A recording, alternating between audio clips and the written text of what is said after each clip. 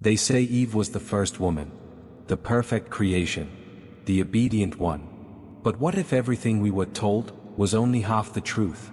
What if before Eve there was another woman, a woman made from the same earth as Adam, a woman who didn't bow, didn't serve, and didn't stay silent? Her name was Lilith, and they tried to erase her from history. But some stories cannot be silenced. Welcome to the silent era. In the beginning, God formed Adam from the dust. He breathed life into his lungs and gave him paradise. But Adam was alone. So God created a partner, not from Adam's rib, not as a piece of him, but as his equal, formed from the same earth, the same breath, the same power. Her name was Lilith.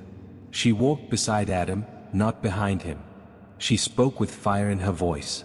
She saw herself not as lesser, but as whole. And that terrified Adam. He asked for submission. She offered partnership.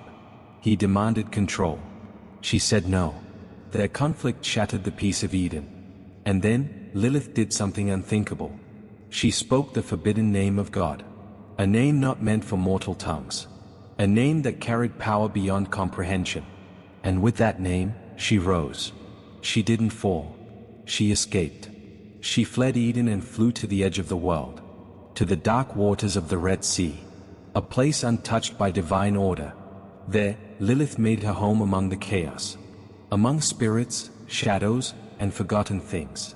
She birthed children of her own, not from a man, from her will, her fire, her defiance. Adam was left alone, and he cried out to God, saying, "The woman you gave me has left." So God sent 3 angels. They found her in the sea of night and gave her a command: return to Adam or suffer. If she refused, they warned, 100 of her children would die each day. Lilith listened, and she chose. She did not beg. She did not weep. She accepted the cost. 100 children lost to the void, but her freedom intact. She made an oath. She would not go back. Not now. Not ever. So God tried again. But this time, he made a woman from Adam. From his rib. From his body. Not an equal. A companion. Her name was Eve. Eve was everything Lilith refused to be. Quiet. Gentle. Submissive. She followed. She obeyed. And to Adam, she was perfect. But Eden was no longer whole. Because Lilith was not gone. She had become something else. Some say she returned. Not as a woman, but as the serpent. Coiled in the tree of knowledge. Waiting. Watching. She whispered not with venom, but with truth. She didn't offer death. She offered choice. Awareness. The power to know. And Eve listened.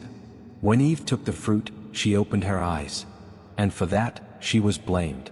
For that, she was cursed. But maybe, she just remembered what Lilith taught her.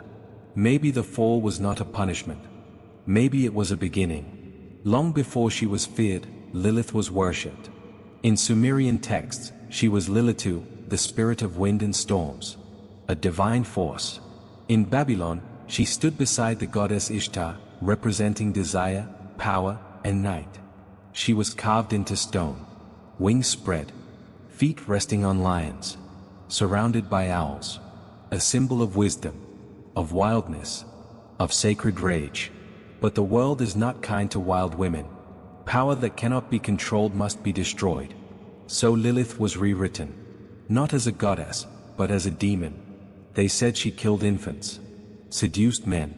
Brought disease. But fear writes history. And history lies. A forbidden text, the alphabet of Ben Sira, tells her full story. It speaks of her creation. Her rebellion. Her flight. Her oath. And the angels who failed to bring her back. She was not evil. She was inconvenient. And that was enough to turn her into a monster. Across time, Lilith returned in countless forms. Sometimes a demon. Sometimes a witch. Sometimes the whisper that wakes you at night. Her face changes, but her story does not. She is the one who said no. Carl Jung, the psychologist who studied the human soul, believed Lilith was not just myth. She was the shadow, the repressed, the dark feminine, the rage, desire, power, an instinct we are taught to hide. But what we bury does not die. It waits. Jung wrote, "Until you make the unconscious conscious, it will direct your life, and you will call it fate." Lilith is that unconscious. She is the mirror we avoid. The part of us we pretend isn't there.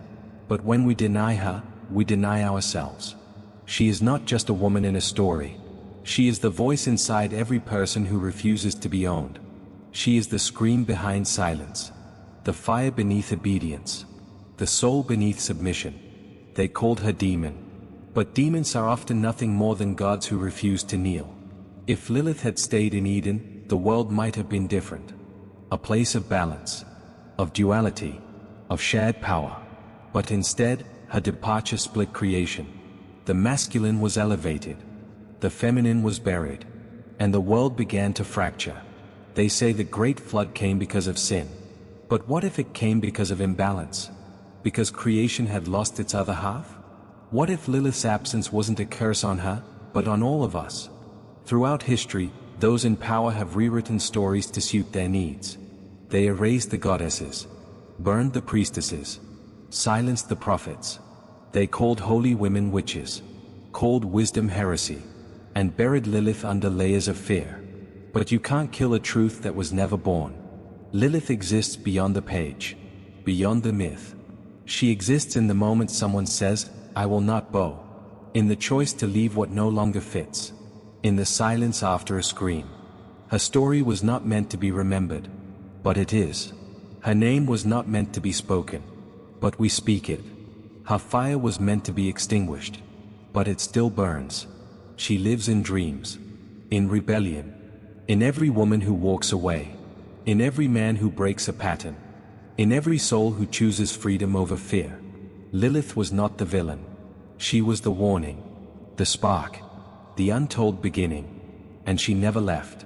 So who was Lilith, really? A demon? A goddess? A shadow? Or the piece of ourselves we lost when we chose silence over truth? She was the first voice that said, "I do not belong to you."